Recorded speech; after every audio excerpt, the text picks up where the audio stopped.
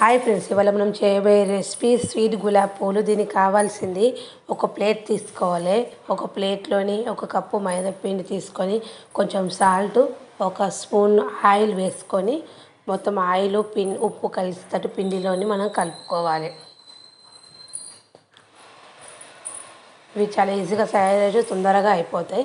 ఇలా కలుపుకున్న పిండిని 3 భాగాలుగా చేసుకోవాలి. మనం కలర్తో గులాబీ పూలు చేస్తున్నాం కాబట్టి 3 భాగాల్లో ఒకదల్లా ఆరెంజ్ కలరు, ఒకదల్లా రెడ్ కలరు, ఒకదల్లా వైట్, ఇట్లా కొంచెం కొంచెం వాటర్ పోసుకుంటూ చేసుకొని 3 ముద్దలు చేసుకున్నాం.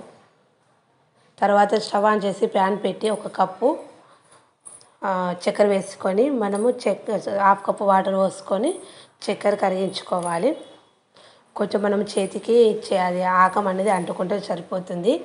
తీగపాకం వచ్చే అవసరం లేదు. తర్వాత మనం ముందుగా కలుపుకున్న పిండి పక్కకు పెట్టుకున్నాం కదా, మనము ఒక ముద్ద తీసుకొని చిన్న చిన్నగా పూరీలుగా చేసుకోవాలి. ఈ విధంగా అన్నీ చేసుకోవాలి. తర్వాత ఇంకొక ముద్దను తీసుకోవాలి.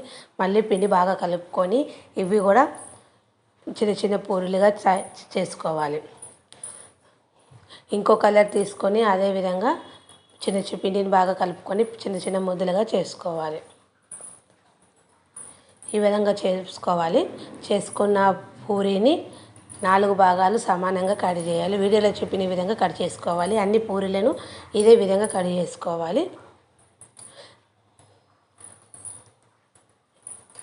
ఈ విధంగా కట్ చేసుకున్న పిండిని ఒక్కొక్క భాగం తీసుకుంటూ వీడియోలో చెప్పిన విధంగా ఒకదానిపైన ఒకటి పెట్టుకోవాలి. కలర్కి ఒకటి పెట్టుకోవాలి. పెట్టుకున్న తర్వాత నైఫ్తో రివర్స్గా ఇట్లా ఒత్తుకొని రౌండ్గా చేసుకొని మధ్యలో కట్ చేసుకోవాలి.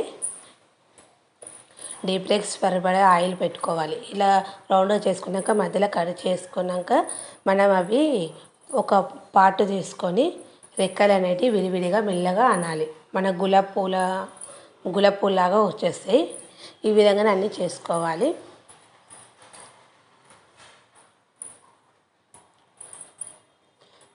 కలర్తో చేసుకోవచ్చు, ఉట్టిగా వైట్ కలర్ పిండితో కూడా చేసుకోవచ్చు, మైదా పిండితో.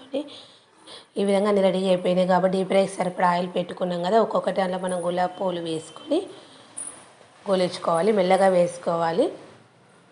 ఈ తొందరనే గోలిపోతాయి.